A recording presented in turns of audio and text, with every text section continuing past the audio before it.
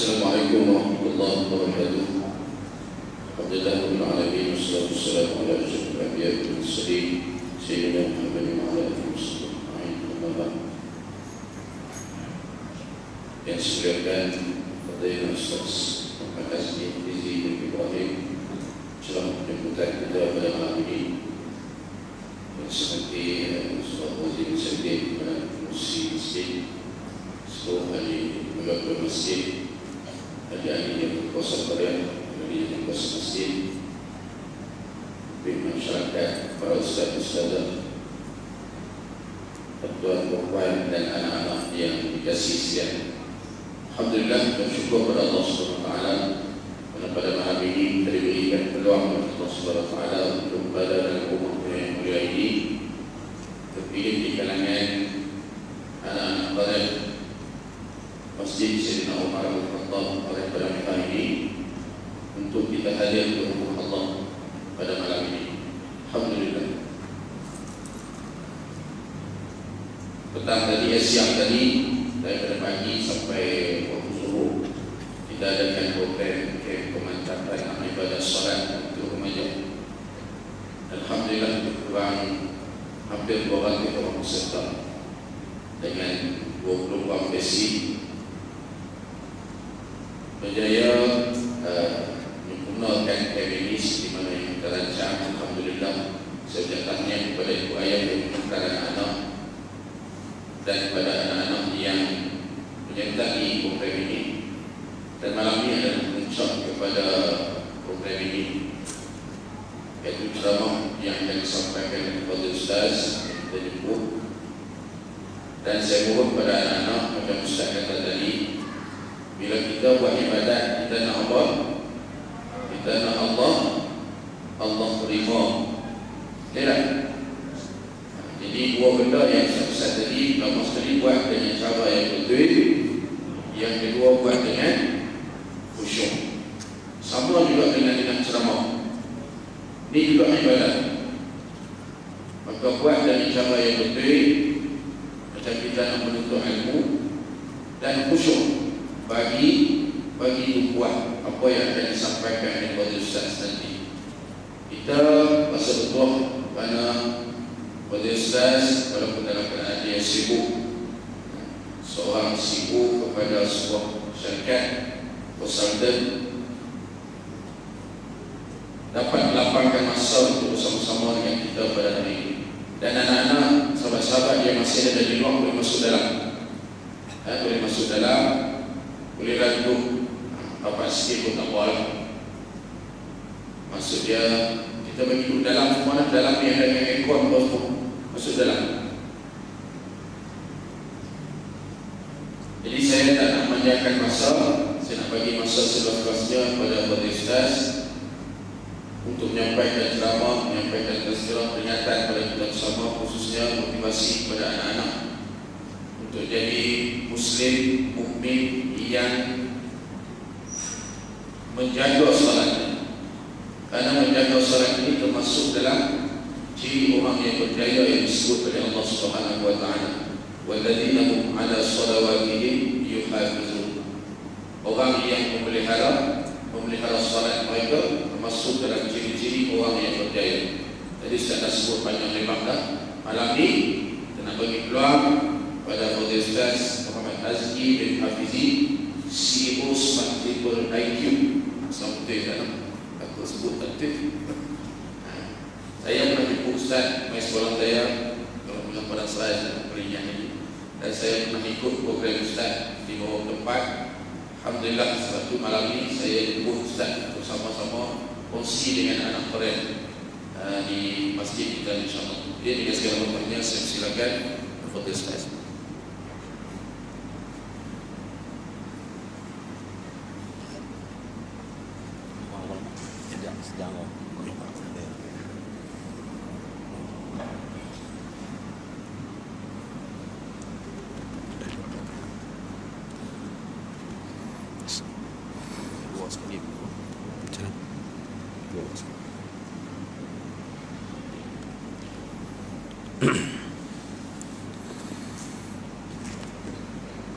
استغفر الله العظيم الذي لا إله إلا هو الحي القيوم وأتوب إليه استغفر الله العظيم الذي لا إله إلا هو الحي القيوم وأتوب إليه استغفر الله العظيم الذي لا إله إلا هو الحي القيوم وأتوب إليه. السلام عليكم ورحمة الله تعالى وبركاته. الحمد لله رب العالمين والصلاة والسلام على أشرف الأنبياء والمرسلين وعلى آله وأصحابه أجمعين. قال رب اشرح لي صدري ويسر لي أمري واحلل عقدة من لساني يفقه قولي. سبحانك لا علم لنا إلا ما علمتنا إنك أنت العليم الحكيم ولا حول ولا قوة إلا بالله العلي العظيم. اللهم صل وسلم وبارك على سيدنا محمد وعلى آله وأصحابه أجمعين. أما بعد، وقال الله عز وجل في محكم تنزيله: أعوذ بالله من الشيطان الرجيم. أحسب الناس أن يتركوا أن يقولوا آمنا وهم لا يفتنون ولقد فتنا الذين من قبلهم فليعلمن الله الذين صدقوا وليعلمن الكاذبين. Allah menyebut dalam surah Al-Ankabut pada ayat kedua sehingga ayat ketiga, adakah manusia berfikir mereka itu akan ditinggalkan begitu sahaja oleh Allah Subhanahu wa taala untuk mereka dikatakan mereka beriman pada Allah dan mereka tidak diberikan fitnah, yakni ujian dan bala pada mereka. Dan sesungguhnya walaqad fatanna alladhina min qablihim, kami telah menguji umat-umat dan mereka-mereka kaum-kaum yang sebelum kamu dengan ujian-ujian yang telah Allah berikan kepada mereka, supaya diketahui di kalangan mereka itu siapa yang benar-benar beriman pada Allah dan siapa di kalangan mereka itu iman itu hanya iman palsu, disebut sebagai al-kadhibin, iman yang secara olok-olok. Kasih macam majlis bagi Tuan Imam Masjid Saidina Abu Omar, Saidina Omar Al-Khattab Padang Maiha, bahagia timbalan pengurusi, bahagia para pegawai masjid, jawatankuasa qaryah, tuan-tuan pemimpin-pemimpin masyarakat setempat, para al-asatizah yang bersama-sama pada malam ini, dan seluruh muslimin muslimat, mukminin mukminat yang dirahmati oleh Allah Subhanahu wa taala, mudah-mudahan diberkati oleh Allah Subhanahu wa taala. Saya bersyukur pada Allah Subhanahu wa taala pada malam ni dia ada kelainan sikit berbanding saya pergi masjid-masjid lain. Bersempena dengan program yang dibuat, ternampak bukan sekadar di kalangan orang golongan veteran, Ustaz, juga tengok kanak-kanak duduk sekali dengan kita. Alhamdulillah. Ini benda yang memberi semangat pada saya untuk bercakap malam ni. Kalau bahasa motivasi, dia kata bagi energi pada saya, kan? Sebab nak menghimpun anak-anak duduk di masjid adalah satu mujahadah, tuan-tuan. Tak semua mak ayah bila program-program masjid, program-program agama kita buat, tak semua mak ayah dia boleh luangkan masa dan berikan kepercayaan pada anak-anak. Pada kata anak-anak pergi masjid lagi buah, bising, hingat. Kalau bukan buah, bukan bising, bukan hingat tu bukan budak-budak, tuan-tuan. Kan? Jadi budak tu memang dia panggil lagu tu dah. Kan? Dia satgi dia lari belakang budak, kan? Satgi dia buat bising. Cuma kita adalah kontrol setakat kita yang kita boleh. Jangan sampai anak-anak kita ni kita punya nak bagi dia duduk diam, mudah, tuan-tuan. Zaman lah bagi handset, duduk diam, selesai masalah. Tahu kan? Bagi handset, dia buka YouTube ataupun dia main game, kita install game, ambil apps store, install game, bagi dia main duduk diam, bising pun tak, lari pun tak, apa makan pun tak, tuan-tuan, kan? Jadi untuk membentuk anak-anak seperti mana tuan-tuan buat, masjid buat malam ni, saya ucapkan tahniah dan 1000 jutaan tahniah pada masjid dalam keadaan orang pada hari ni mengurangkan program di masjid-masjid. Jadi masjid ni dia berani buat satu benda yang biasa, sebenarnya biasa je orang buat, kan? Tapi dia masih lagi untuk konsisten untuk melakukan program-program berbentuk begini pada hari. Tahniah saya ucapkan pada pihak jabatan penguasa masjid. Saya pun tak tahu sebenarnya, saya ingat amat nak ceramah biasa kan, tapi bila tengok macam ni, suasana macam ni, saya rasa tahniah. Juga 200 orang ibu bapa yang hantar ni bukanlah benda kecil, tuan-tuan dan puan-puan. Pada malam ni, tuan-tuan dan puan-puan, disempurna dengan program kita buat camp sempurna solat ataupun camp bis study solat, tuan-tuan dan puan-puan.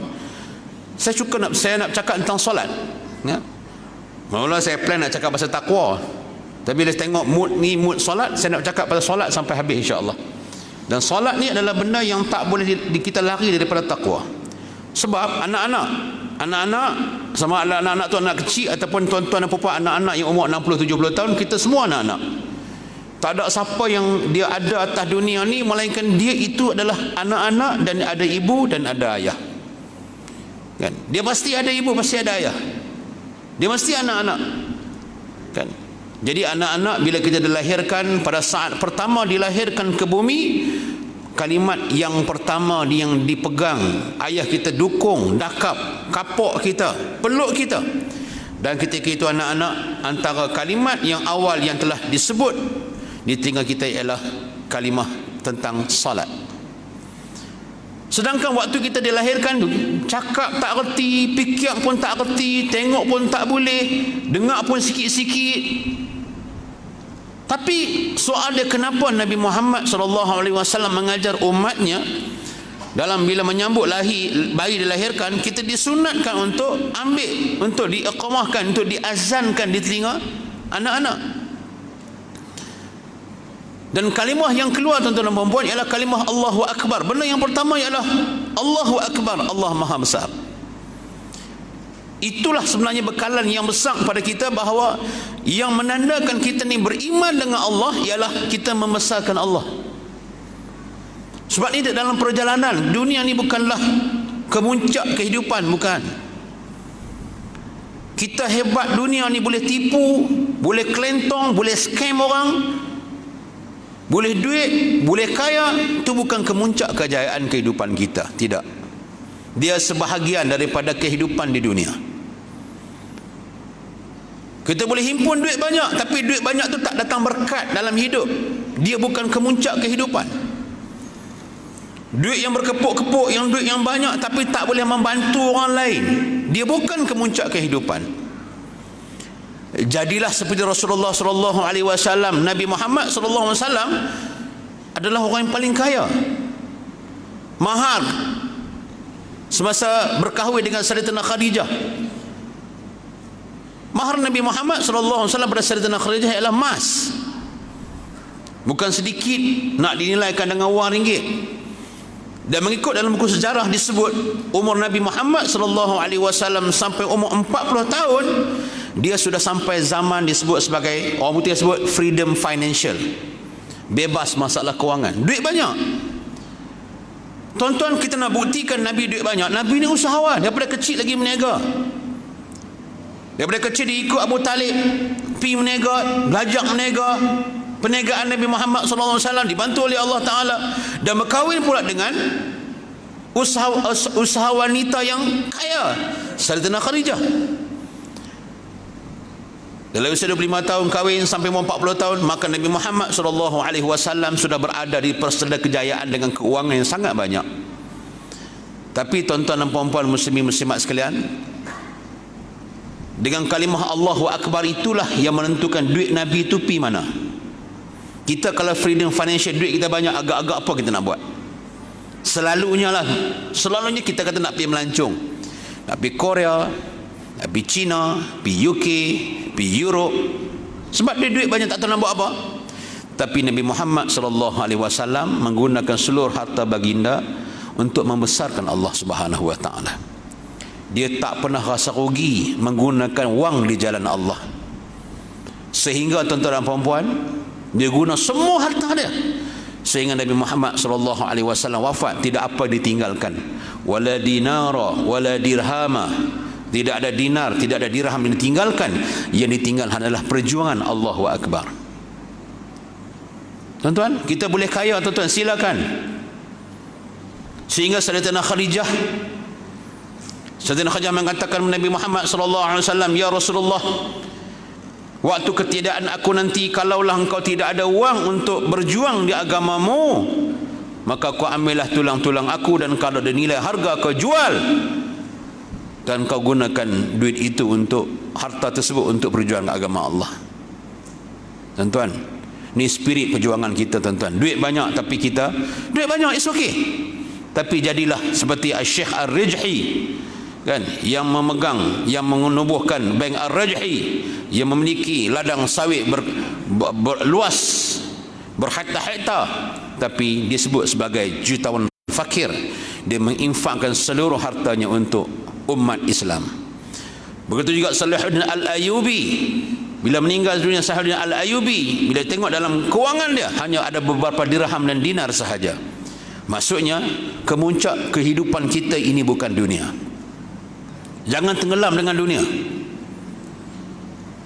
Kemuncak kehidupan bukan dengan jawatan tinggi.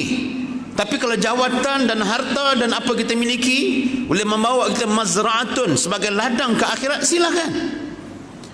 Dengan jawatan sebagai pengurusi, sebagai YDP, sebagai yang berhormat, menteri besar, menteri, Perdana Menteri, silakan. Sebab dia boleh membawa kebaikan kepada orang. Tapi dia bukan kemuncak kehidupan kita untuk disalahgunakan kuasa yang diberikan kepada kita. Wang, jangan sampai kita duit banyak sampai tak keluar zakat. Dia boleh membunuh masa depan kita. Sebab tuan-tuan saya nak sebut, dunia bukan kemuncak hidup. Dia adalah satu perjalanan singgah di RNR yang bernama dunia, sebelum sampai ke destinasi kita yang terakhir, iaitulah negeri akhirat. Jadi anak-anak, tuan-tuan dan puan-puan, benda pertama yang dilaungkan di telinga kita apa dia? Allahu Akbar, Allahu Akbar. Itu benda pertama di telinga kita. Kita ni mulut duk, lidah duk cak-cak, duk jilat. Nampak pun tak, dengar pun tak. Dengar sikit-sikit. Dengar dia dengar. As-sam'u wal basar. Dengar dia dengar. Dan dua kalimat lain yang ada dalam azan apa dia? Hayya 'alas salah. Ayah kita kata, "Hei anak, jumlah semayang." Hayya 'alal falah, "Hei anak, jumlah kita berjaya dalam kehidupan." Dua benda anak-anak. Hei anak, jom semayang. Sedangkan waktu tu anak-anak semayang pun tak kerti lagi.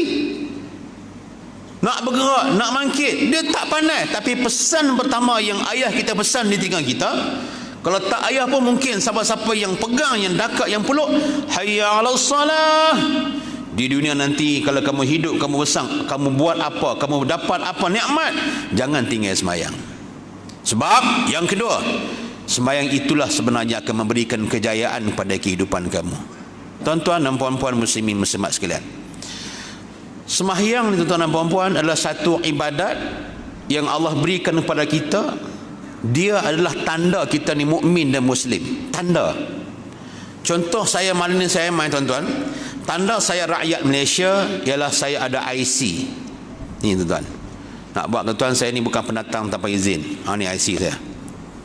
IC saya biru. Kalau merah, dia ni adalah PR. PR. Kalau biru macam ni, dia boleh dipilih dan boleh memilih dalam pilihan raya. Maksud saya boleh memiliki harta-harta atas bumi Malaysia. Ni bukti saya rakyat Malaysia. Jadi kalau saya kena tangkap, berita mana ada bukti kamu rakyat Malaysia? Ni dia. Cek betul-betul, tengok chip. Ni bukti saya rakyat Malaysia. Kalau tuan-tuan kita pergi universiti, tuan-tuan dan puan-puan yang biasa masuk universiti ataupun institusi pengajian tinggi, bila pergi dia akan bagi satu, dia bagi satu kalung, dia bagi kad, orang panggil kad metrik.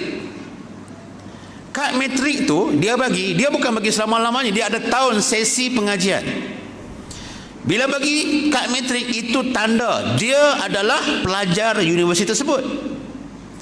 Nak periksa kena ada kad metrik. Kalau di Mesir kami panggil kirneh, dia kad metrik tapi dia tak gantung, tapi kad metrik itu tanda dia sebagai pelajar universiti. Kalau tuan-tuan bekerja di jabatan tuan-tuan akan ada kad pekerja. Tuan-tuan gantung di situ, tuan-tuan pergi tengok bank, dia gantung.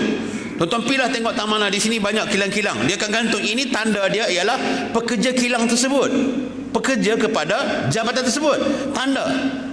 Soalan ni tuan-tuan, apa tanda kita sebagai hamba Allah? Apa Apa yang Allah nak boleh kira indikator bila balik akhirat? Apa benda yang Allah boleh kira hang ni layak ke syurga, hang ni tak layak ke syurga? Dan di antara tanda tuan-tuan dan puan kita mukmin muslim ialah kita tidak meninggalkan salat. Sebab tu imam boleh membezakan di antara orang beriman dengan orang yang tidak beriman ialah salat. Bila solat dilaungkan azan, Allahu Akbar, Allahu Akbar, orang yang beriman dia akan terjentik hati dia untuk sembahyang. Kata, oh azan dah. Dia tidur ke, dia lena ke, dia tengok TV ke, dia bersukan ke, dia teringat Allah sedang panggil dia. Allahu Akbar tuan. Dia dengar suara azan, tamat masjid ni azan, dengar satu tamat ni. Dia dengar suara azan, dia dah ada signal bahawa sembahyang telah dipanggil oleh Allah. Saya ingat seorang sahabat saya, dia ni Masya Allah hebat. Dia pangkat dia jutawan lah. Ada orang tanya dia, apa rahsia dalam perniagaan dia? Dia kata, dalam kisah dia kata, satu hari invest. Ada orang main nak invest. Dia nak invest. Orang luar, bila dia duduk nak sembang, tiba-tiba tengah sembang, tiba-tiba bunyi azan. Ni orang putih. Dia kata, wait the minutes because my boss calling me. Tunggu saat, sebab bos saya panggil saya. Dia tak sebut Tuhan. Bos saya panggil saya sekejap, saya nak pergi semayang. Sebab dah waktu semayang. Bagi dia, setiap staff dia mesti semayang awal waktu, mesti semayang berjemaah. Saya tak nak sebut, jangan semayang kerana nak murah rezeki, bukan. Benda tu betul, bukan tak betul. Semayang kerana murah rezeki tu betul, tak salah. Tapi kita akan betulkan benda yang lebih betul. Pasal semayang duha, ustaz-ustaz doa abang ada amalan dalam kitab Khazinatul Asrar murah rezeki, betul. Pasal sedekah, buat sedekah ni murah rezeki, betul. Tapi kita nak bagi faham yang paling betul supaya kita tahu kenapa kita kena buat amal kebaikan kerana Allah. Saya akan sebut nanti, insya-Allah, saya tak lupa. Saya nak bagi satu-satu bagi faham dulu. Jadi kad ini adalah tanda saya adalah rakyat Malaysia. Anak-anak kad pengenalan, kalau bukan Raja 6 tak ada kad lagi. Tapi anak-anak ada kad warna merah, orang panggil My Kid. Mungkin anak-anak tak pegang, ada kad mak ayah. Nak pergi sekolah daftar, tunjuk My Kid. Itu tanda kita tu adalah anak-anak rakyat Malaysia. Ada CJ beranak. Kita orang Islam tuan-tuan, tanda kita ialah kena ada kad semayang. Kad semayang ni saya sebut dalam bentuk subjek bagi tuan-tuan boleh nampak. Sebab tu kalau kita semayang tak cukup rakaat, tak cukup waktu tuan-tuan dan puan-puan, dia kad ni ibarat dah patah.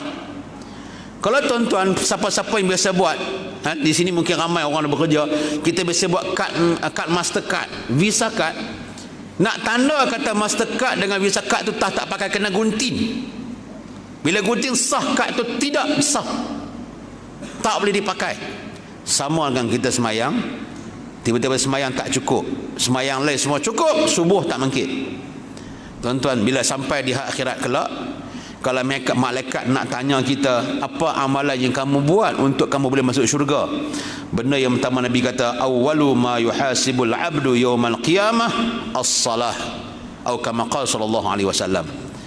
Benda yang pertama yang akan ditanya kepada seorang hamba apabila dibangkitkan di padang mahsyar ialah sembahyang.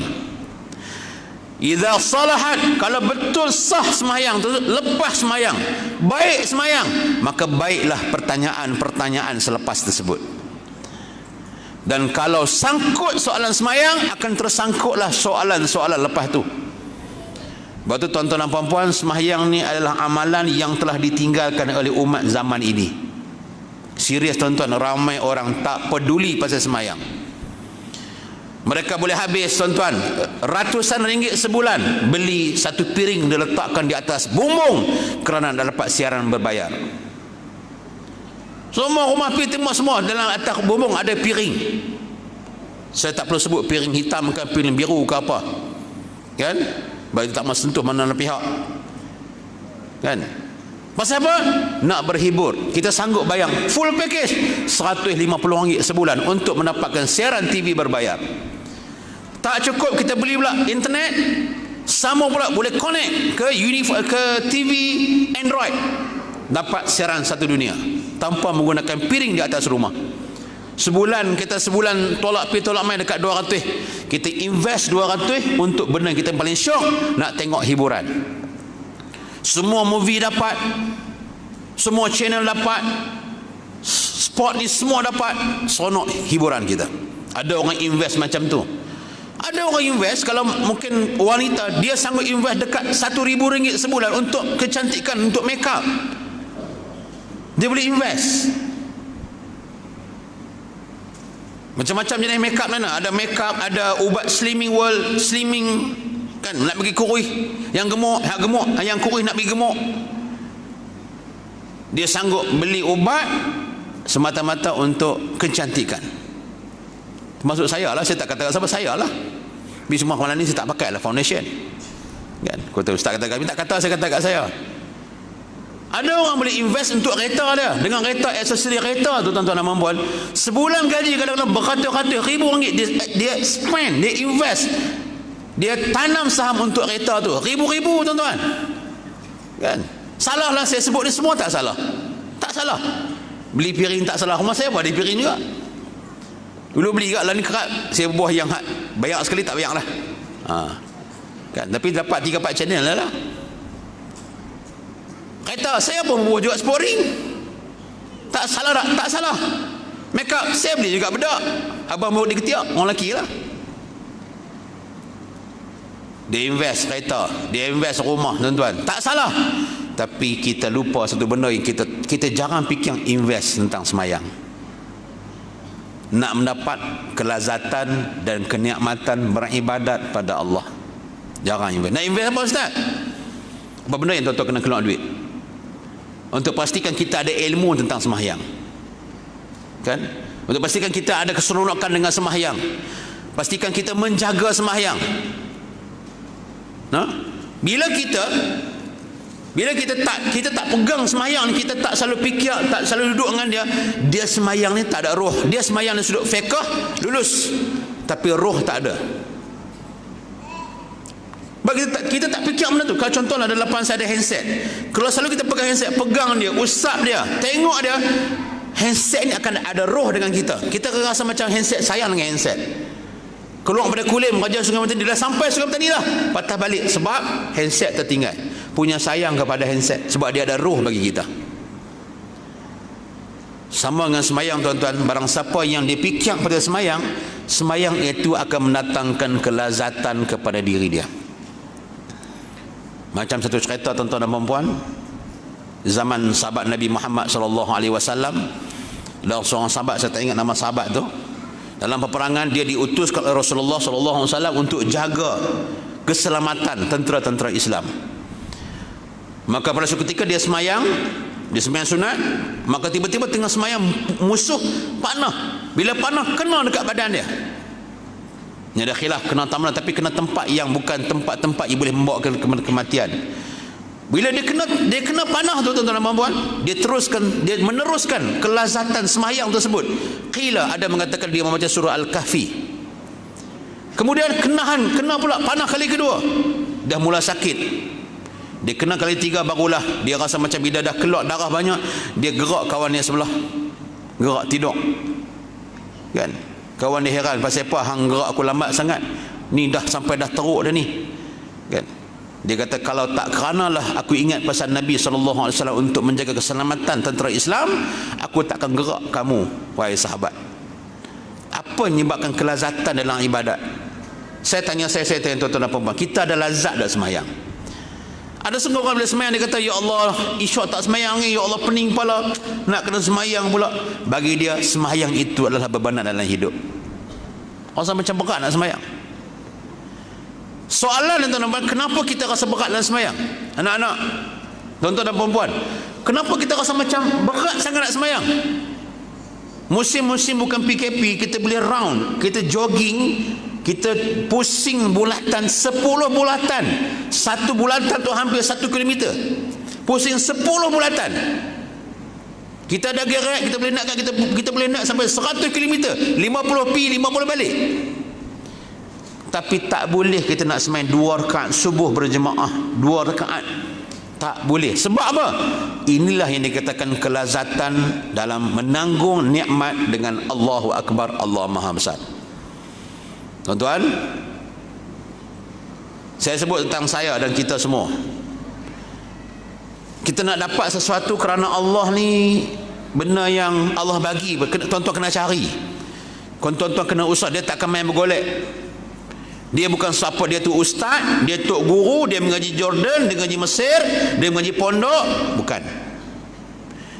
Sebab iman dia tidak boleh diwarisi. Dia mesti dicari, mesti usaha, mesti mujahadah, mesti korban, mesti susah, mesti payah. Iman ni mesti susah. Dia tak boleh iman datang bergolek pada kita, tak boleh. Dia mesti kena cari. Hari Sabtu malam Ahad tuan-tuan cuti, malam ni ada rancangan TV best. Tuan-tuan ingat mudah nak duduk rumah Allah kerana Allah? Susah. Nak mai duduk dengar ceramah bukan benda mudah. Duduk dengar. Sebab tu kita boleh buat sesuatu bukan kerana Allah. Nak buat kerana Allah ni sangat susah. Kita boleh bangkit awal pagi-pagi sebab nak naik flight di Penang. Kita kena ada di flight di Penang jam 6 pagi. Pukul 3 pagi bangkit dah. Pukul 4 pagi bertolak. Pukul 4.30 atau pukul 5 sampai. Sebab flight kita ke 6.30 pagi di Penang. Kita boleh bangun awal kerana takut terlepas flight. Kita boleh bangun awal sebab anak-anak menangis, sebab buat susu, tukar pampers. Kita boleh bangun awal sebab nak tengok bola. Arsenal lawan dengan Liverpool. Kita boleh bangun awal sebab nak terkencing. Kita boleh bangun awal sebab nak pergi kerja, shift pagi. Tapi nak buat kerana Allah, tak semua orang boleh, tuan-tuan. Nak buat kerana Allah ni, tak semua boleh. Nak bangun semayang kerana Allah ni, dia mujahadah yang paling besar. Sebab itulah tanda kita beriman pada Allah. Kalau dengar azan kita tak semayang, tuan-tuan, tak ada rasa nak semayang, sama ada kita terus segera semayang ataupun kita tahu sekali kita kena semayang, tuan-tuan, kita kena cek kita ni Islam tulen ke? Takut iman yang saya baca mukadimah ni, iman tu iman palsu, takut. Allahu Akbar, tuan-tuan. Zaman lalu ni dia buat mudah dengan semayang. Dia rasa-rasa tak boleh semayang, dia tak apalah, sekali ku qada. Dia rasa dia Islam ni memang mudah. Contoh saya main ke Kulim, saya pada Lok Stang, kalau ikut saya boleh jamak lebih 2 marhalah. Jadi Islam permudahkan saya, ada 2 marhalah, hang boleh jamak, hang boleh qasar. Islam tu mudah. Sakit tak boleh berdiri, sembahyang sambil duduk. Tak boleh duduk, sembahyang sambil tidur. Mengiring tak boleh juga, stroke, sembahyang dengan menggunakan hati ataupun menggunakan gerak-gerak yang boleh digerakkan. Islam tu mudah. Tapi jangan permudahkan Islam. Saya, Ustaz, Islam tu mudah, Ustaz, saya ni memang tak ada sagi bola, saya nak qada sembahyang sagi, Ustaz. Tonton dalam mazhab Al-Imam Asy-Syafi'i, kita semayang, kita tinggal semayang, kita tinggal semayang.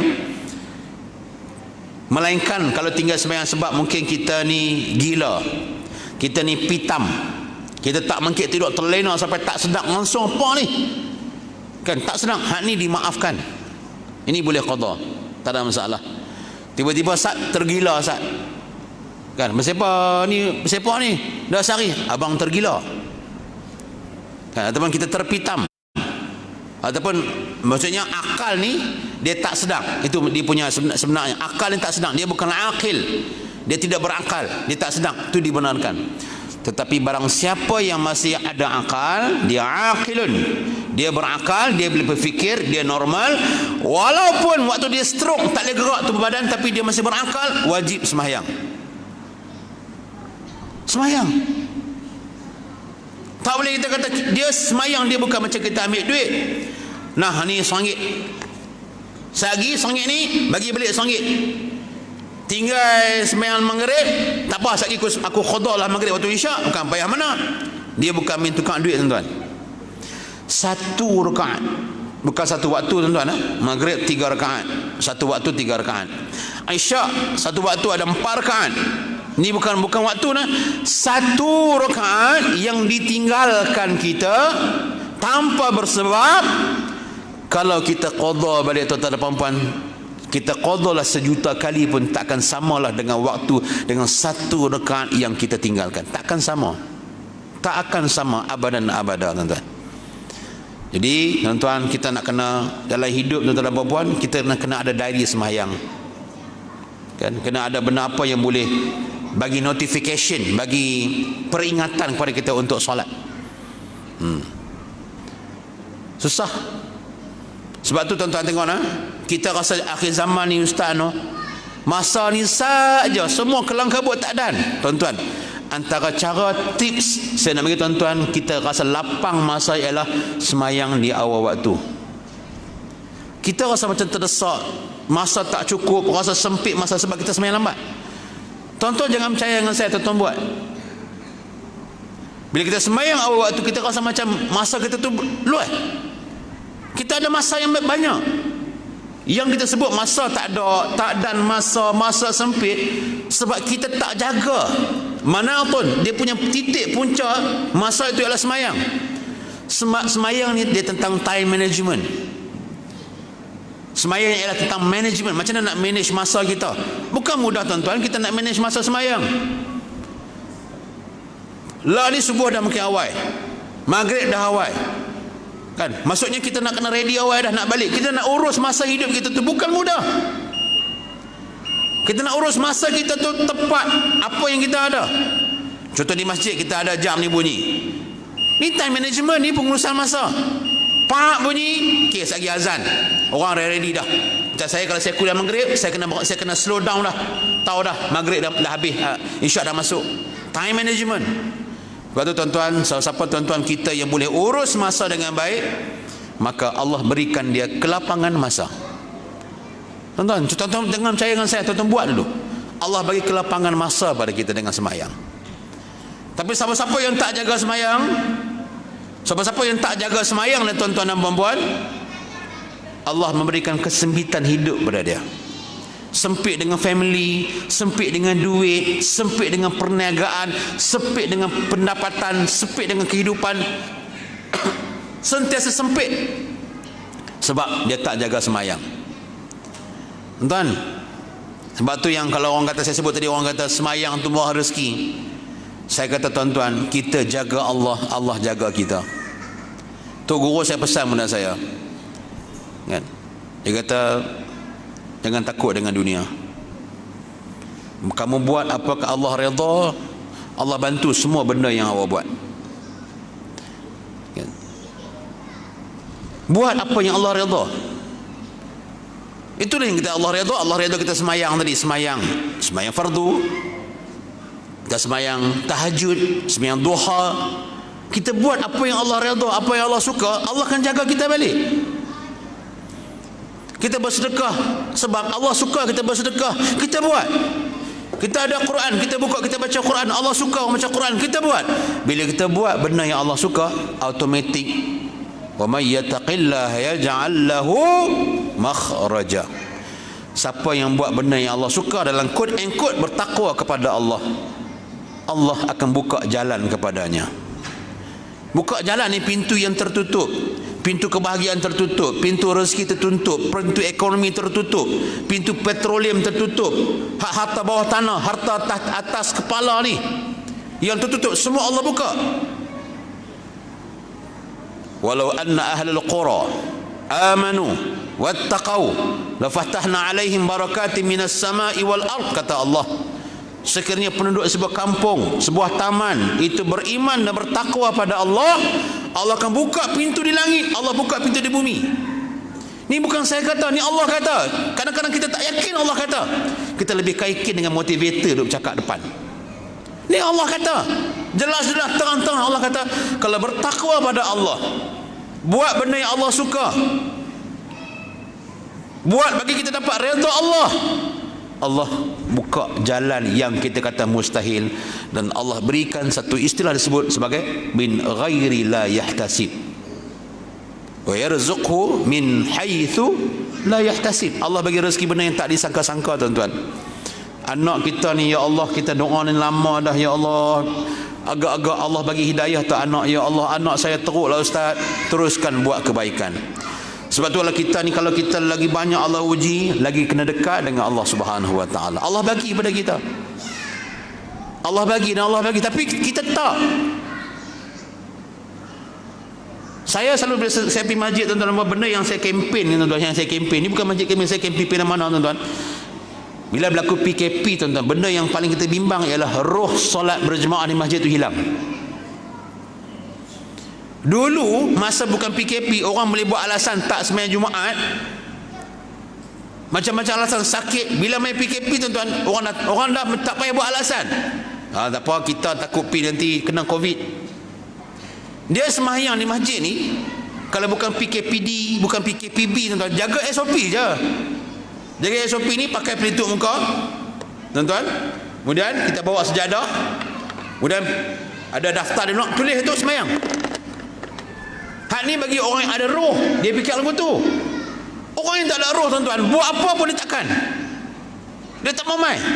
Dulu dia komplain masjid ni panas pasal aircon, komplain masjid ni suara tak sedap, bubuh sound yang cantik sedap sikit, komplain imam macam tak sedap, kita ambil imam dulu.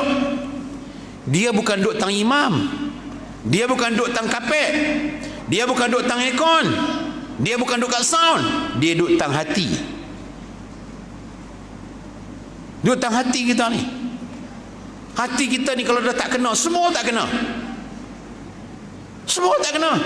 Dulu waktu dia bujang, dia kata, apa bila nak menikah ni, asyik bertunang putih, asyik bertunang putih, mandi bunga, baru boleh menikah. Oh, lega, alhamdulillah menikah.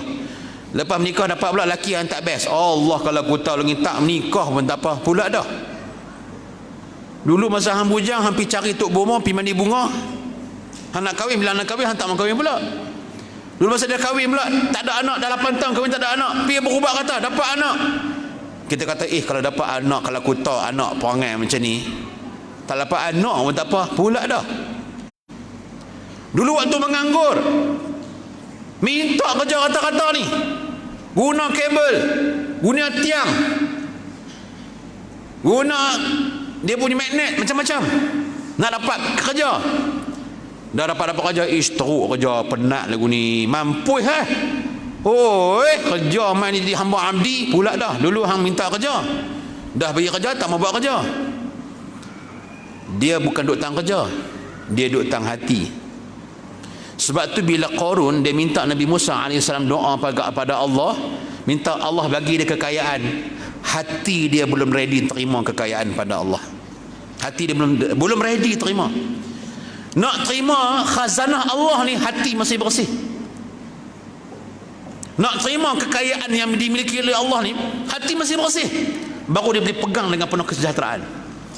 Tapi kalau Allah bagi kepada manusia yang belum hatinya disucikan, tuan-tuan, jadi macam Qarun, dapat kaya dan lupa Allah.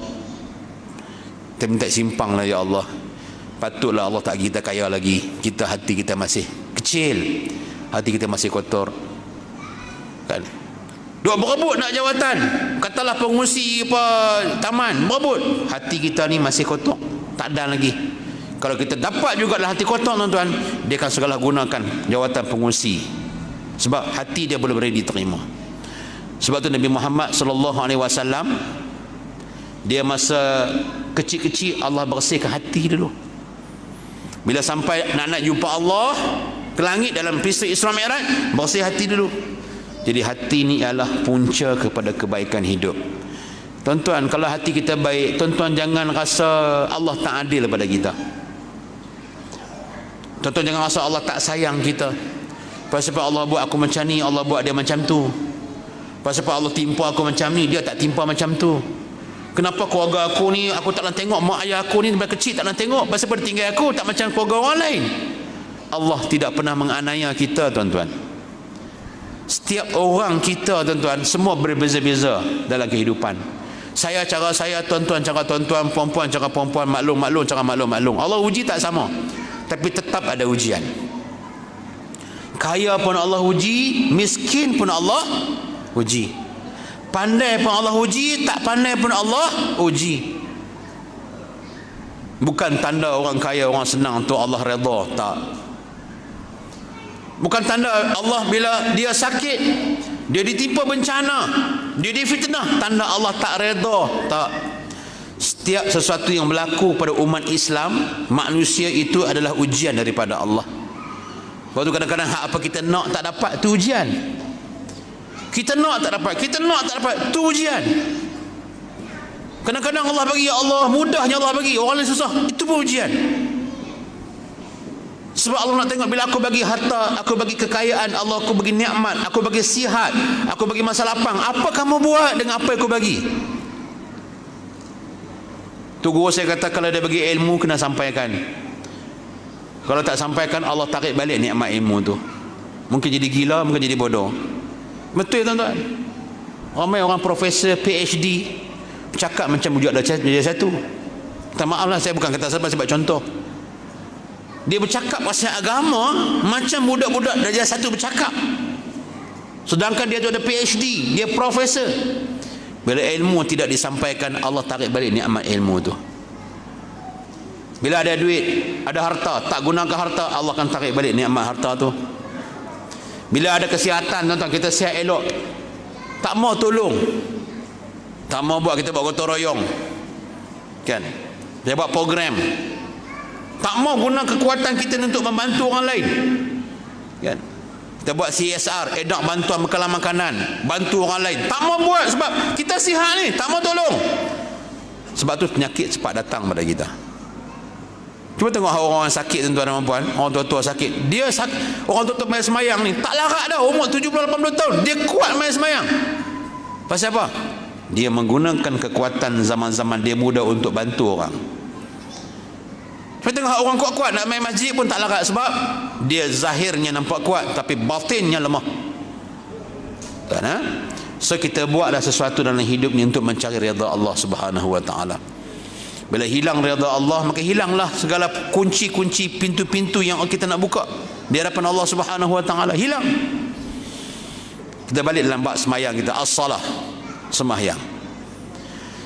Jadi benda yang kita kata sembahyang yang wajib dilaksanakan, saya disebut oleh pengurusi tadi, 5 perkara yang kita kena, 5 benda, 5 waktu yang kita kena jaga. 5 waktu ni tidak ada excuse. Daripada subuh, daripada zuhur, asar, maghrib, isyak. 5 waktu, tuan-tuan.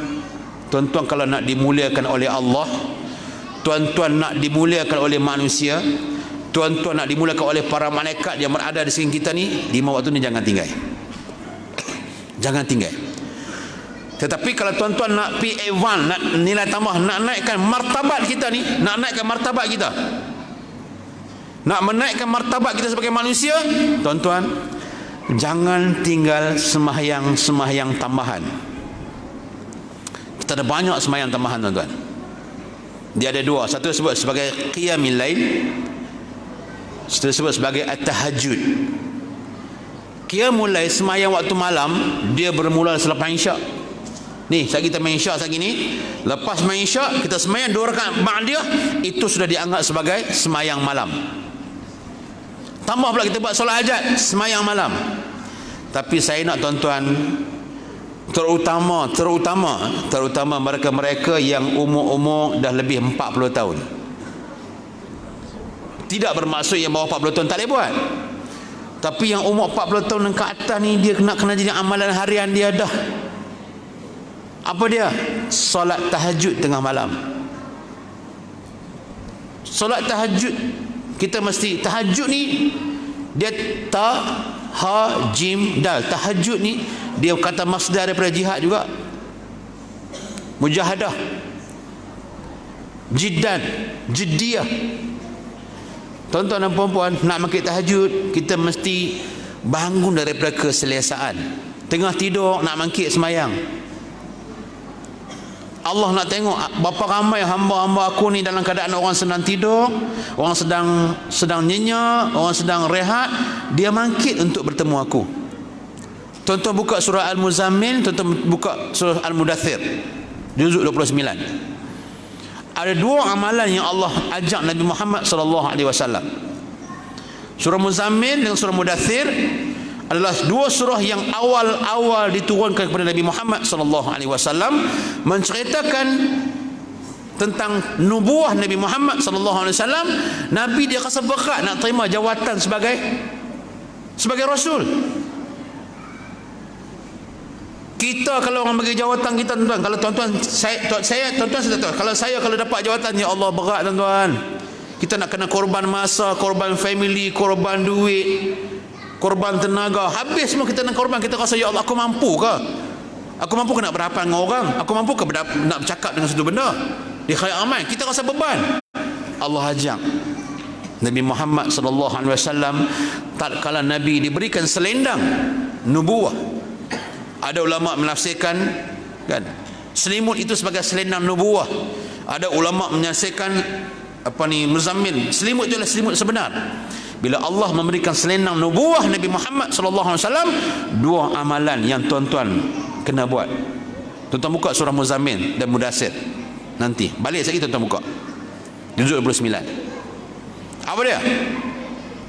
Pertama tuan-tuan, ada dua amalan.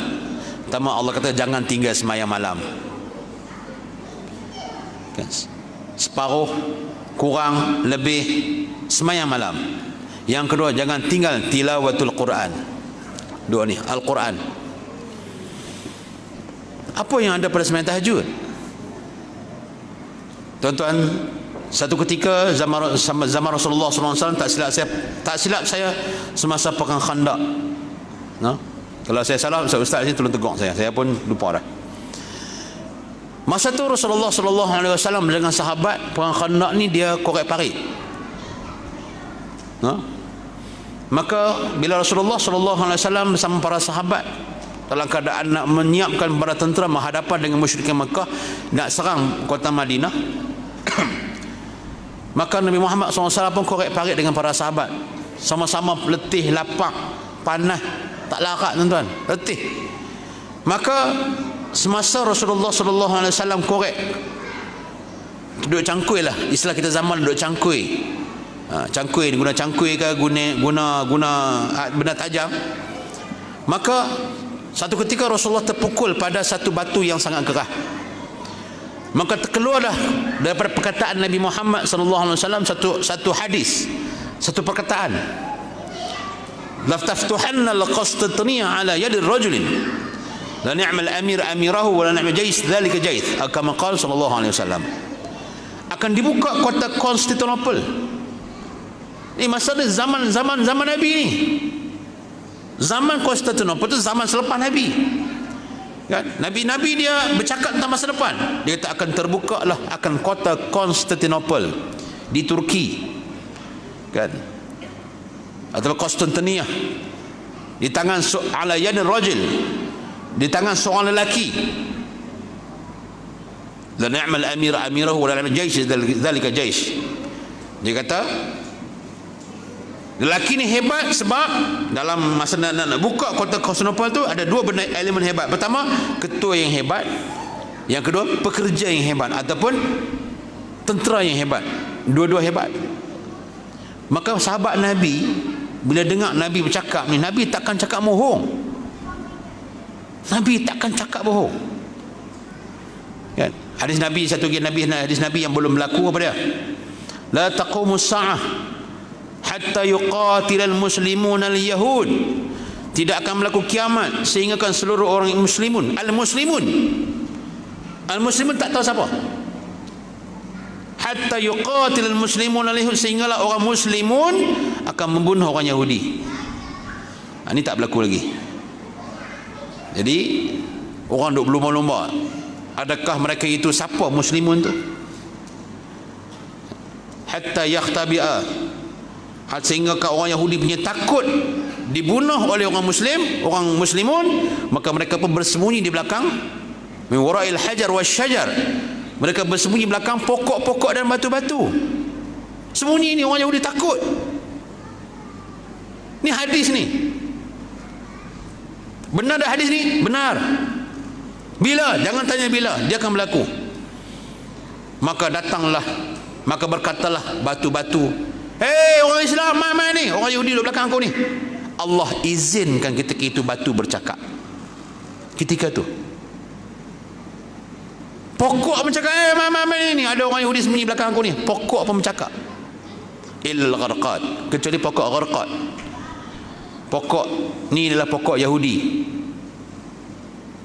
Nabi bila dia cakap benar betul, maksudnya Islam pasti menang di Palestin. Kita doa lah. Proses kemenangan tu dia bukan sah, tapi dia pasti menang. Sama juga dengan Nabi masa Nabi Muhammad SAW nak berhijrah daripada Mekah ke Madinah. Datang tak selesai Suraqah bin Malik nak tangkap Nabi Muhammad SAW. Nabi kata, kalau kamu meluk agama Islam, kan, kamu akan diberikan satu lambang kebesaran atau kunci atau lambang kebesaran kerajaan Rom pada kamu kalau kamu meluk agama Islam. Maka Suraqah meluk agama Islam selepas kewafatan baginda SAW. Maka di zaman Sayyidina Umar Al-Khattab, Sayyidina Umar panggil dia, "Hei Suraqah, no, kamu ingatlah Nabi Muhammad kata apa dulu? Kalau kamu masuk Islam, Rom pun jatuh tangan Islam. Hari ini tengok Rom dah jatuh tangan Islam dah." Maka dia berikan kalung ataupun lambang kebesaran kerajaan Rom pada Suraqah. Jadi yang tadi ni Nabi cerita masa perang Khandaq, Nabi korek, Nabi kata kota Konstantinopel akan jatuh tangan Islam di tangan seorang lelaki. Para sahabat dia dengar lelaki itu semua berlumba-lumba untuk menjadikan mereka lah lelaki dimaksudkan oleh Rasulullah SAW. Mereka nak supaya nama mereka tu masuk dan lelaki dan sebagai lelaki tu. Tuan-tuan dan puan-puan sekalian, dilancarkan serangan demi serangan, tapi gagal. Sama lepas zaman tabi'in, zaman pemerintahan, dilancarkan gagal sampai zaman Khilafah Uthmaniyah. Dilancarkan, pendek cerita, barulah menang. Ni saya nak cerita kek kan, cerita tentang semayang ni, bukan cerita tentang perang, tentang semayang. Pendek cerita, bila menang akhir sekali maka dihimpunkan tentera-tentera Islam ketika itu. Ada yang dikatakan dihimpunkan di tempat apa dekat gereja, dan tempat dapat menawan gereja. Qila wa qala wallahu alam. Qultu wallahu alam, saya tak tahu. Dihimpunkan, maka ditanya tentera-tentera Islam, siapa dengan kamu sepanjang kamu dilatih menjadi jaish ataupun tentera Islam, siapa dengan kamu yang meninggalkan sembahyang? Siapa dengan kamu yang tak meninggalkan sembahyang? Ditanya soalan kepada tentera Islam. Siapa yang rasa dalam, siapa yang meninggalkan sembahyang sila duduk. Tak ada orang duduk. Semua tentera Islam semua jaga sembahyang. Masuk kekuatan menangnya Islam yang menjadikan dia zalika jaish yang disebut Rasulullah SAW tu, bukan sebab mereka tu pandai, bukan sebab senjata canggih, bukan sebab mereka tu ramai. Tuan-tuan buka, saya beli buku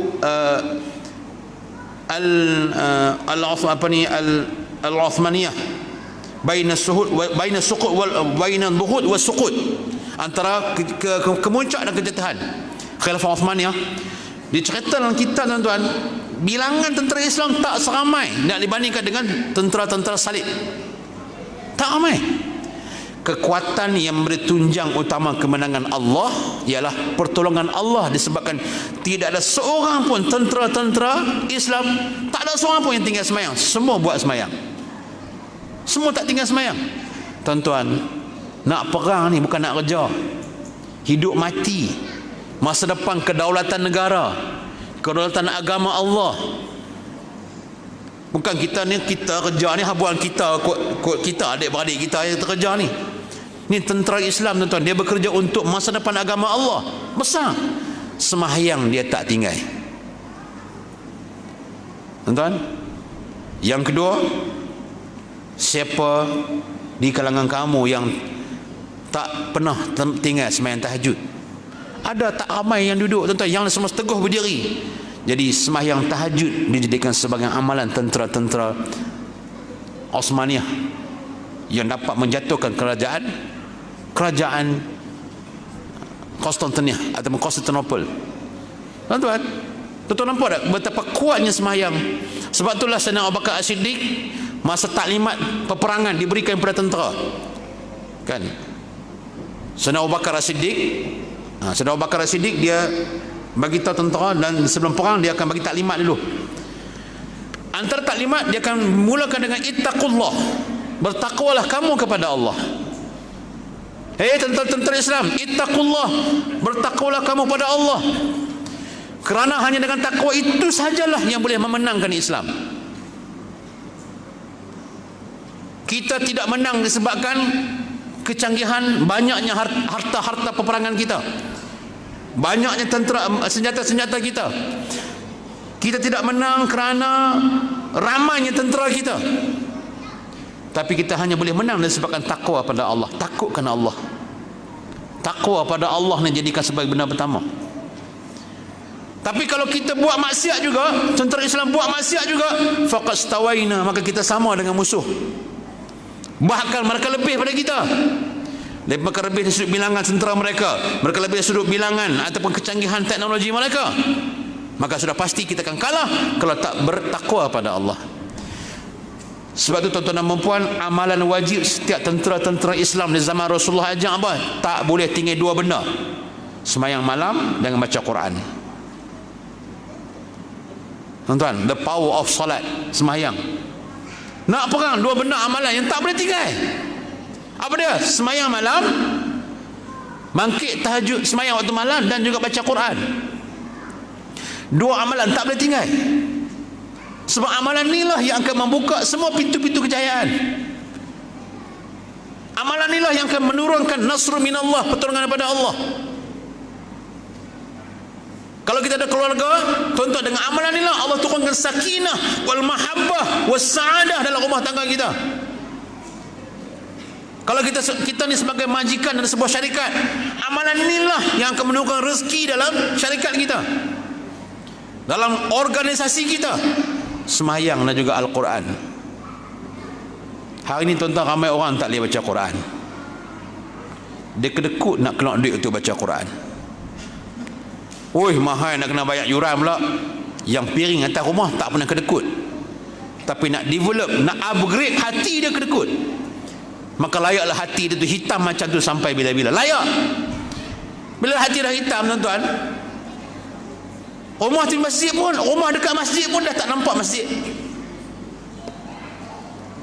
Sebab hati tak nampak. Rumah tepi kubur pun tak rasa kita akan masuk kubur, sebab hati tak nampak kubur. Yang akan menjadikan kita di manusia, sebagai hamba Allah, ialah hati. Ada orang, tuan-tuan dan puan-puan, dia lihat dengan mata kasar. Dengan mata kasar dia nampak depan, dia nampak, dia tengok, dia nampak, woi kayanya, rumah sampai 4 tingkat, kereta Mustang, kereta Rolls Royce, kereta Porsche. Kita judge, kita hukum orang tu kaya dengan sebab kita nampak dengan mata kasar kita dia mewah. Tengok dia pakai kereta Porsche, tengok dia pakai kereta Brabus, tengok dia pakai kereta Audi, woi kaya dah, kaya. Tak tahu hutang bank pun tak bayang itu. Kita judge dengan mata kasar kita. Tengok makan mewah sungguh, kaya depa ni. Kita judge dengan mata kasar kita. Tuan-tuan, ramai orang hidup tertipu dengan mata kasar. Ni mata kita ni. Sebab hidup yang Allah bagi atas dunia ni ada dua mata. Satu dia sebut sebagai mata kasar, yang kedua ialah mata hati. Mata kasar, tuan-tuan, dia kerja dia tipu. Maaf lah tuan-tuan, dia cepat menipu. Tuan-tuan tengok, dan tuan-tuan tak percaya saya, tuan-tuan buka YouTube. Allah, muka krepot, make up jadi macam Frozen. Jangan percaya dengan saya, kan? Buka YouTube tengok, muka tu nenek dah tua dah, umur kat 70 tahun dah, make up jadi macam dengan Elsa Frozen. Ustaz pun tahu Elsa. Ataupun macam Sofia First. Oi, segok dengan make up, mata tertipu. Lelaki muka jadi perempuan tu kan. Dia cukur janggut, dia cukur misai, dia cukur bulu, dia make up cantik, lebih cantik dari bini kita di rumah. Tuan-tuan tak percaya, tengok maknya. Saya dengan maknya ni memang saya dengan maknya tak dapat dipisahkan. Sebab memang saya bawa program banyak satu Malaysia, Anda Jakim kan, disebut program disebut sebagai program Mukhayyam. Kalau tuan pernah dengar program Mukhayyam yang diprotes di PBB, Pertubuhan Bangsa-Bangsa Bersatu, yang dibawa oleh seorang orang Kedah bawa ke PBB, dia mendakwa program Mukhayyam dibawa oleh Jakim adalah program menindas, menyekat hak asasi manusia. Itulah program yang saya bawa dengan Ustaz Hanafiah. Ustaz Hanafiah yang kanser tu kan, yang TV9 tu kan, satu Malaysia kita bawa. Sampai saya buat tesis, saya pun kaji tentang maknya. Sebab apa? Sebab mata ni boleh tipu tuan-tuan. Dia make up nampak cantik, tak payah make up tuan-tuan, selfie cukup dah. Saya ni kadang-kadang temuruga orang hantar resume kat saya. Bila main temuruga tengok resume, tengok muka, tengok resume, tengok muka. Pasal muka lagu lain, hak orang main lagu lain. Dia teknologi boleh tipu. Serius tuan-tuan. Kita ada satu flawless punya apps, tekan flawless punya app, ambil muka hilang jerawat, hilang habis, muka je cantik. Tambah baru ni saya tengok orang duk update ni muka Cina, ni muka India, ni muka Pakistan, ni muka Negro, ni muka orang Melayu, ni muka Eropah. Dia boleh buat sama macam tu. Kita tengok dengan mata kasar ni boleh tipu kita. Saya tak kata tuan-tuan boleh tahu sendiri. Jadi nak pilih menantu, hati-hati, takut dapat maknya. Tuan-tuan nak tanya, jantan tengok pasport, tengok IC dulu, jangan tengok pada muka. Untuk tuan ni adik-adik perempuan nak kahwin, jangan tengok pada cantik kacak saja. Ataupun adik-adik lelaki, jangan tengok pada kecunan, cantik lawa muka sahaja. Sebab dia boleh tipu kita. Sebab ada satu lagi mata yang kita jangan pakai, ialah mata hati. Mata hati tuan-tuan, dia takkan nampak melainkan dia kena bersih hati dia. Waktu orang mata hati bersih tuan-tuan, dia tak ada duit, tapi dia dapat cari duit pergi Mekah. Ya Allah. Mata hati tuan-tuan, dia buat sesuatu, dia fikir syurga. Dia cari apa benda yang bekalan yang dia boleh bawa pergi syurga. Dia cari amalan tu, dia buat walaupun dia tu biasa-biasa ya, tuan-tuan. Bukan payah untuk syurga tuan-tuan. Sayyidina Bilal bin Rabah. Bilal ni satu hari Rasulullah SAW kata kat Bilal, "Hei Bilal, malam tadi aku terdengar tapak kaki kau berjalan-jalan dalam syurga Bilal. Apa amalan kau Bilal?" Amalan Bilal bukan amalan berjuang sampai letak batu atas badan dia, tak. Amalan Bilal bukan dia keluar berjihad, tak. Tapi jihad yang dibawa oleh Bilal ialah istiqamah, sentiasa berwuduk dan semayang 2 rakaat. Istiqamah. Sebab dia nampak amalan tu amalan yang berkat daripada Allah. Dia buat sampai Allah bagi syurga kat dia. So tuan-tuan, kita dalam qaryah kita di Taman Desa Aman, Desa Aman tuan-tuan, kadang-kadang kita berkelahi dengan sebab benda zahir. Zaman sekarang ni, zaman saya paling takut ialah zaman WhatsApp, zaman IG, zaman Twitter. Orang boleh tertipu dengan macam-macam karenah, dengan gambar, dengan superimpose gambar. Semua boleh tipu dengan mata tuan-tuan. Dan kita terjebak dalam fitnah WhatsApp. Banyak tuan-tuan. Kita berada di akhir zaman tuan-tuan ya. Lepas tu di akhir zaman ni Nabi kata jangan keluar rumah. Signal kata seolah jangan masuk campur. Jangan keluar rumah ni signal macam jangan masuk campur. Hak tu rumah tangga orang. Kadang-kadang kita tak tahu apa benda, kita pergi komen, kita duk viral, kita buat repost. Allah tuan-tuan, nak minta maaf macam mana kat kawan tu. Sedang fitnah, ya Allah akbar. Nak minta maaf tak tahulah berapa banyak dah orang dah baca berita fitnah yang kita sebarkan tuan-tuan. Jaga tuan-tuan. Saya niat kita semua.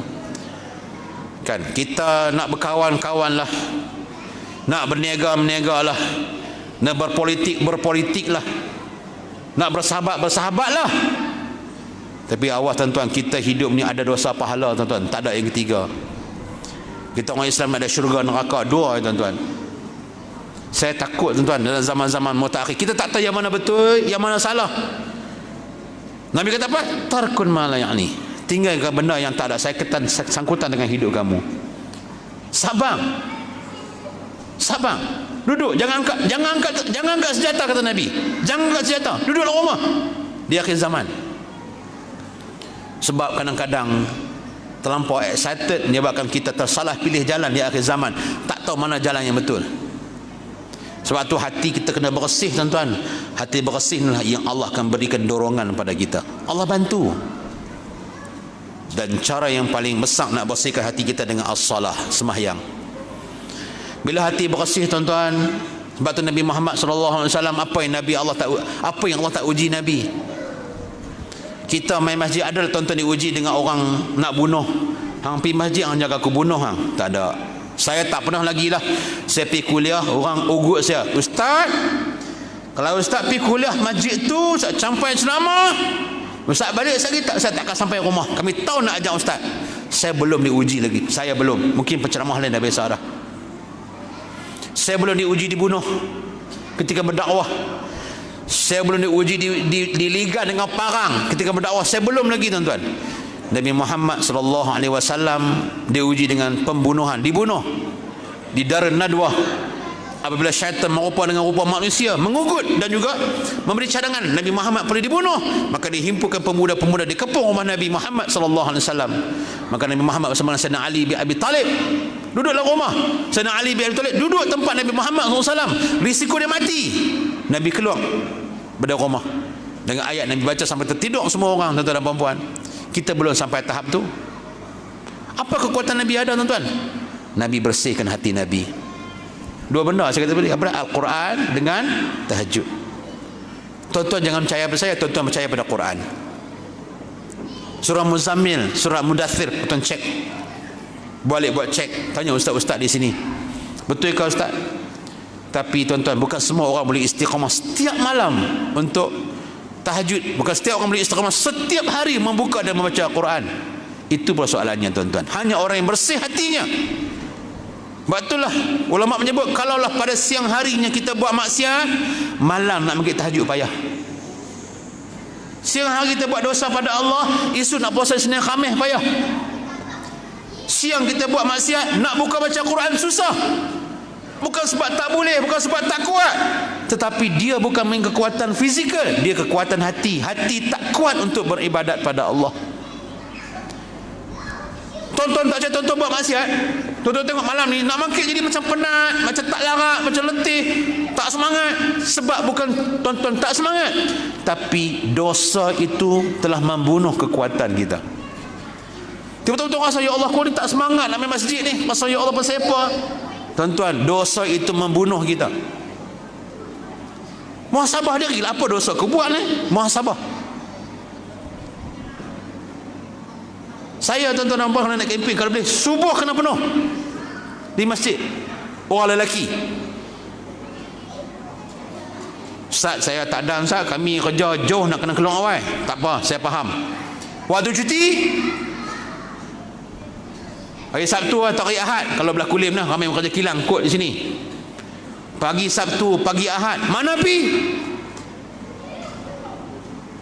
Yang susah nak main masjid untuk sembahyang jemaah bukan sebab dia tak kuat, bukan sebab masa tak lapang, bukan sebab sibuk.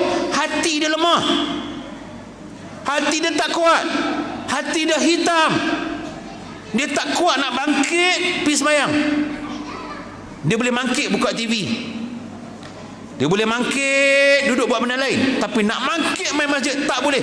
Dia dah mangkit awal, pukul 5 dah mangkit dah, tak boleh main masjid sebab hati dia lemah. Tuan-tuan, kita golongan lelaki ni kena belajar main masjid pagi-pagi. Tak try tengok mati ke lagu mana teruk ke, kena belajar.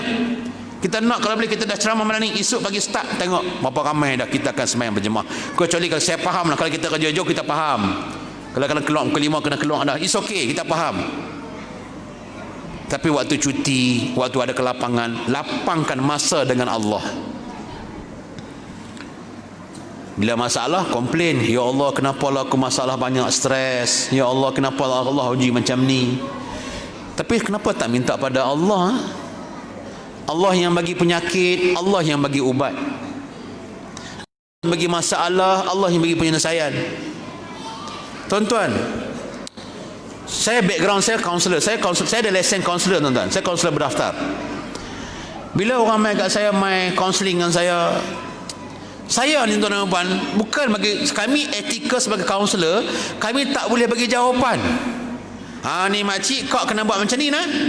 Kau balik, kau buat macam ni. Tak boleh, kami tak boleh bagi jawapan. Tak dibenarkan beri solution.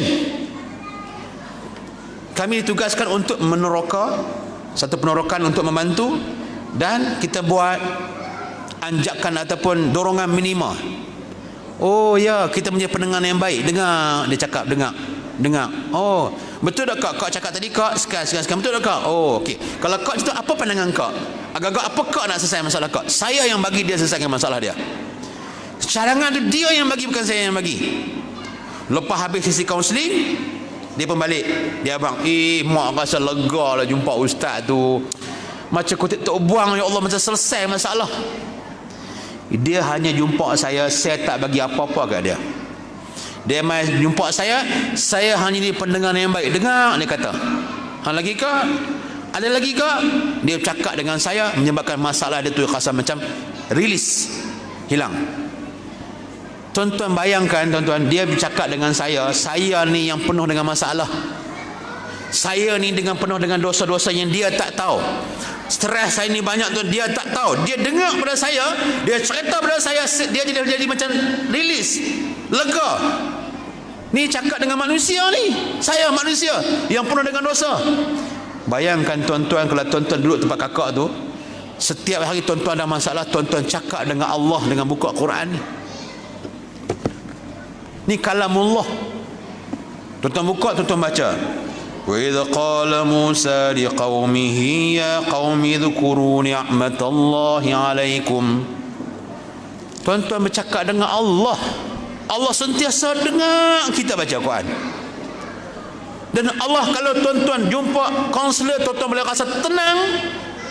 Tuan-tuan jumpa Allah, tuan-tuan tak tenang ke? Ni kalamullah. Tapi kita tak pegang dia, tak sentuh dia, tak kucuk dia, tak buka, tak baca dia. Allah uji kita. Tuan-tuan yang tak boleh baca Quran, pergi belajar Quran. Jangan malu tuan-tuan. Bila buka, baca tuan-tuan, kita rasa ya Allah tenang.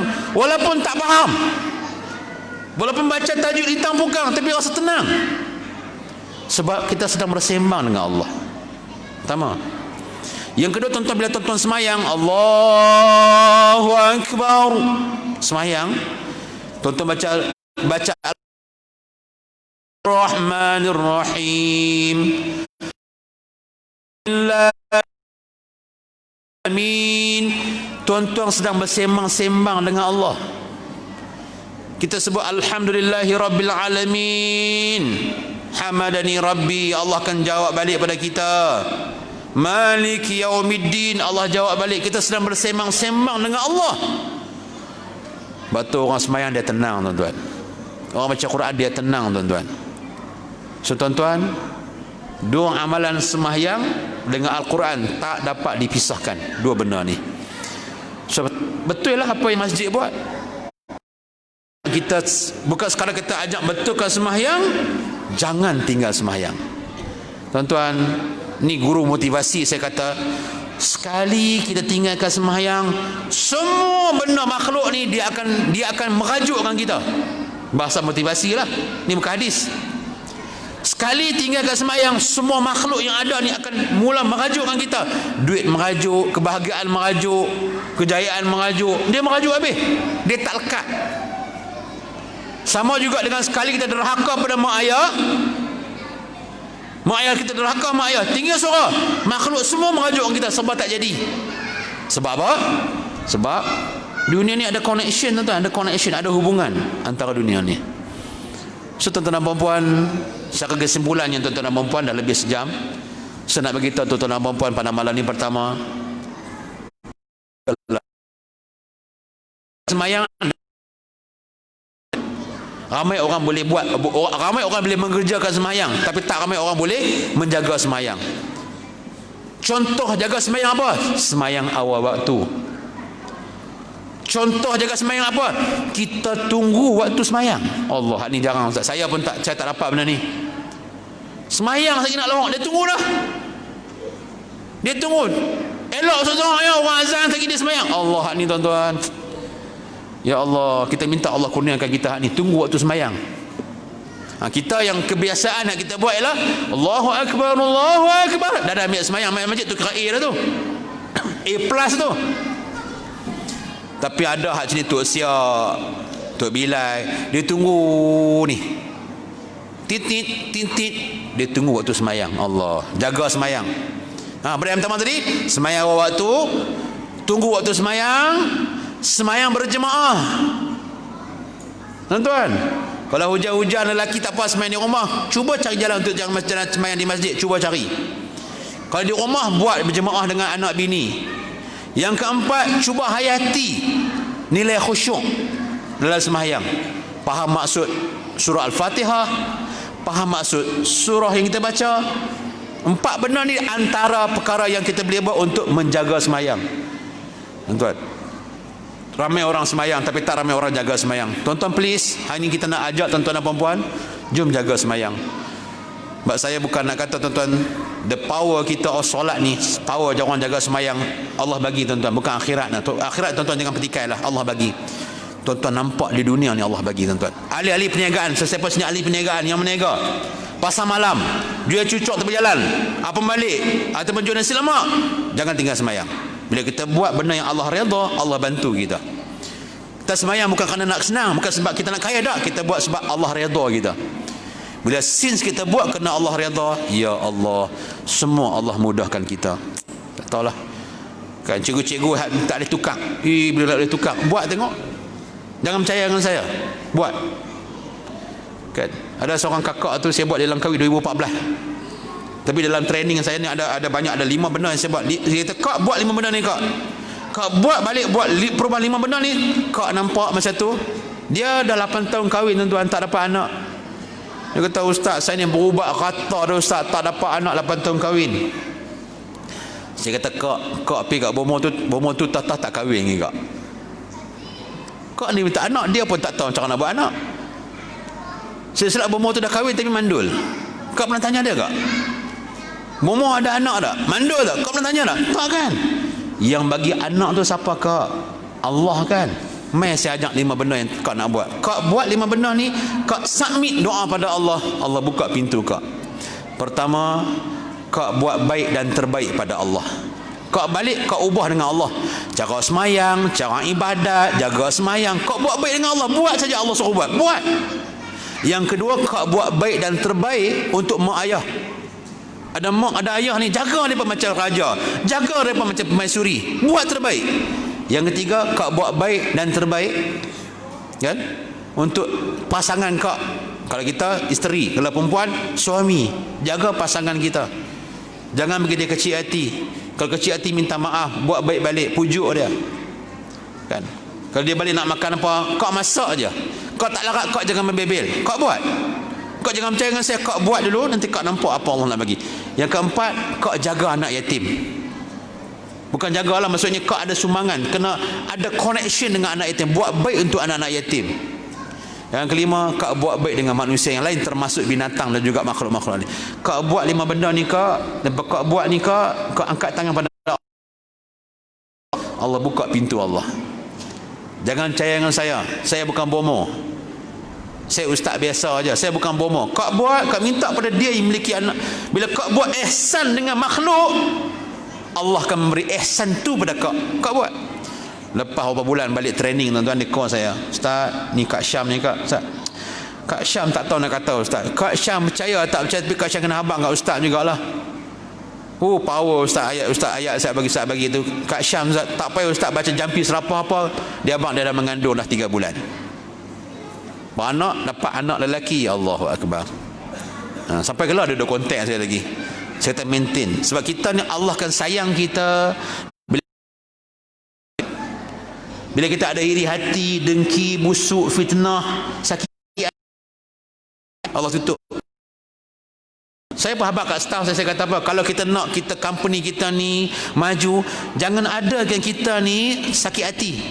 Jangan adakan kita ni yang membawang di belakang, sebab dia akan tutup pintu rezeki.